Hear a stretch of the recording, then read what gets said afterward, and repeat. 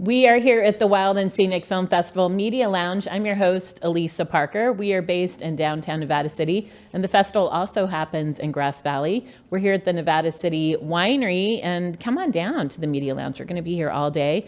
Our first guest of the day, we have Rush Sturges, and you've been to the festival before, haven't you, Rush? Yeah, I've had a number of films here over the years, but I actually haven't been here since I think 2009. So it's Oh, wow, been 2009. It's been a little while, yeah. Well, welcome back. So the films are A Baffin Vacation, Love on Ice, and Snow Leopard Sisters, which is also an amazing film, and The Human Side of Plastic, Abby Barrows. Do you have any other films, Rush, in there?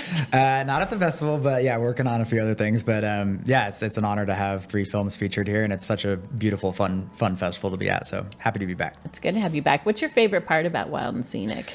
Honestly, the best part about Wild and Scenic for me is just it's such an amazing community here. I also grew up in Northern California, and so, I spent a lot of time kayaking the rivers down here. So it's just nice to be back in this beautiful place. And also just meeting other filmmakers that care about the environment and the outdoors. And it's just it's a great place to network, but also just meet like-minded folks that are, have similar ambitions. So there's 3 different films. I think we're going to dive in especially for 2. Sure. We spoke with Ben Ayers earlier too with Snow Leopard Sisters, which is an incredible film. And the other 2 are so different from each other. I love how Wild and Scenic will bring both the adventure films and showing the appreciation of our outdoors and our wildlife here. And then with Abby. Yeah. And, about plastics. Microplastics, they're everywhere. Yep. This takes place in Maine. Yep. Can you give us just a short synopsis on that film, and also just how you got connected into this? Sure, yeah. So a little bit of context. So I've been working on a kind of a series called The Human Side of Plastic, with which SC Johnson has been supporting. And kind of the goal with these films, including the Abby film, is really to raise awareness around microplastics, and also really highlight people that are doing their part to sort of combat the plastics crisis. And so we featured a film here last year about Babacar in Senegal that was more about, beach cleanups and education for youth. And Abby is the main film from this year. She's trying to come up with kind of more sustainable ways for, for fishing and such. So, and then really at a base level too, it's also about holding corporations accountable for the plastics that they produce, recycling responsibility, which is kind of unique because, the company SC Johnson, they are a company that does have plastic products, but they want to be, taxed. They want to be held liable like all companies really should be for the plastics that they produce. And so there's a lot of messaging surrounding that in these films as well. So, yeah. We're actually going to be speaking with Jeff. Oh, cool. And Jeff, he's a great resource for this stuff. That's great. Yeah. That's good to know. I think he leads up the plastic sustainability program. Exactly. There. Yeah. Okay. Yeah. So for the Baffin, you didn't actually go to there, but No. tell us about the characters, Sure. the subjects. Yeah. Are they husband and wife yet? So they're not married yet. Okay. But they're 2 of my best friends, Eric Boomer and Sarah McNair Landry, and they are just, true Arctic explorers. And I grew up kayaking with Boomer. We've known each other a long time. And this is my second film I've done with them. But they're this phenomenal couple that goes out and they literally do these 70-day long expeditions where they're kiting, they're kayaking, they're big wall climbing, ice climbing. It's kind of skiing. It's ridiculous. It is ridiculous. Yeah, and yeah. I think they hike like 150 miles. Oh yeah. And that's like, it's on ice. On ice. Yeah. No, they're so hardcore, but they're also so incredibly humble. And they do a phenomenal job of documenting these adventures just by themselves with nobody else out there.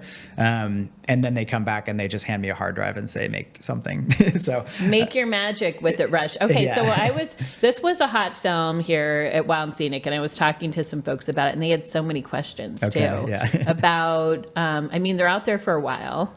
How did they get by with food? Because every time you see them, they have their small packs, and like you said, they're traversing down, ice cliffs and pulling their kayaks. Sure. Or it's almost like a paragliding kite surfing on ice. Yeah. So I'm thinking the whole time, how are they surviving? Sure.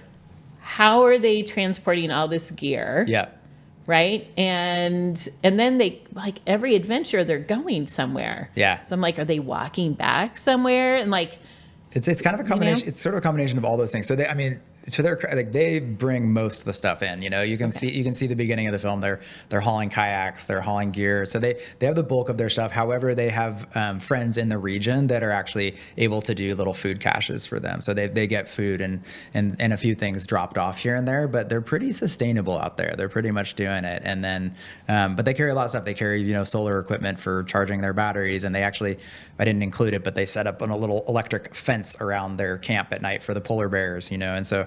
There's a lot that goes into it. And then the funny part is like going through all the footage is that, I mean, they're just having a blast the whole time. And I mean, like as a filmmaker, sometimes, for better or worse, sometimes you're looking for some conflict in a story or something that's like, maybe, right. Something that's going to, connect like in that way. But really with them, it's so lighthearted and fun. It just didn't exist. So it was like, all right, let's just lean into the humor and the levity of this story. And it's kind of the antithesis of a lot of adventure films where things are a little more serious and heavy. And this is like a joyous celebration of a couple out on we joke that it's a vacation, but it's a crazy vacation. It really is. And what a wonderful couple to highlight. great. I know I was talking to my partner about it. I'm like, would we be able to survive that? I mean, you kayak all the way down this river that's probably never been kayaked before. No, yeah. And then I'm thinking, like, are you cold? It's glacier water. You'd be freezing. You're like, now we have to walk back 25 miles. Yeah. Yeah.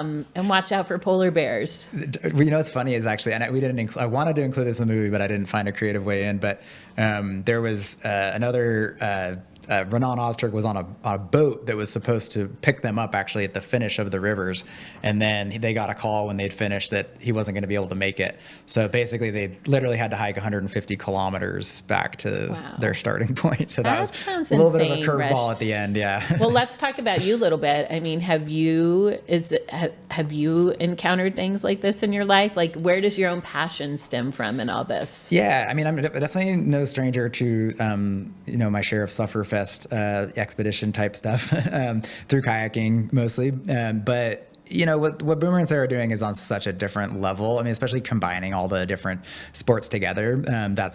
It's so next level. But yeah, I mean, my background is in whitewater kayaking. I grew up doing that professionally and making a lot of kayak movies over the years. And then over the last decade have kind of transitioned more towards still a lot of paddling stuff, but a lot of conservation stuff and now some wildlife stuff as well. That's fantastic. What's the wildest thing that's happened for you? Oh, man. Lately, did you go to Maine? You're like a lot of things. Did you go to Maine by chance for that? No, so I actually I went to the Senegal one we did before, okay. And I actually wasn't on that one, but yeah, definitely involved with the creative process for sure. But as far as the wildest thing on these projects, I would definitely say working on the snow leopard film. I mean, that was just like a really special. I felt like, Ben's lived over there for 25 plus years. And so to just kind of like be sort of welcomed into that community and into that space was really powerful. And honestly, getting to spend time hiking, through the Himalayas looking for snow leopards and actually getting to see one and film one I didn't actually expect. I guess I just didn't anticipate how emotional that was going to be for me. Right. And it was a lot of work. But yeah, that's for sure a life highlight and a really beautiful sisters. moment. Yeah. And they hiked in 10 days? So was it 10 days to get to the destination, to that community? Yeah. So I had kind of the luxury of the trip actually kind of happened in three shoots, and I did the second two, which the last one was kind of just some pickups, but I was actually more or less just hiking. I mean, I think we did hike 150 miles or something. But we were mostly there shooting scenics and pickups and still with cheering and tensing and, essentially kind of building out parts of the story that we're missing still. But yeah, the bulk of it was actually shot before I went over, and then I went over with a big lens and some nice camera equipment, and we kind of really like shot the scenic stuff. So yeah, I got kind of I feel like in a way got to do the easier part of the job, to be honest. It's a life-changing experience, Rush. It was for incredible. Sure. Yeah. Life-changing. What do you want to say to everyone real quick about why they should get involved and engaged in a festival like Wild and Scenic? Yeah, I mean, Wild and Scenic is an incredible place to come and see people that are highlighting super important issues. I mean, I'm learning a lot just being here, networking with other folks. And so I think if you care about the outdoors, the natural environment, this is the premier festival for it. Thanks so much, Rush. Rush Sturges, he is here at the Wild and Scenic Film Festival. And we'll be, well, I want to say we're going to be wrapping up this evening. We have a party for the public. However, we also have Locals Night on Monday, too. So where do you live, by the way? I'm up in White Salmon, Washington now. Okay. Yep. All right. So going up the coast a bit. Yep. All right. Well, thank you so much, Rush, for All right. being here. Thanks for I having me. appreciate you coming back. I'm Yeah. Elisa Parker. It is the Wild and Scenic Film Fest Media Lounge, and we'll be right back. Thank you.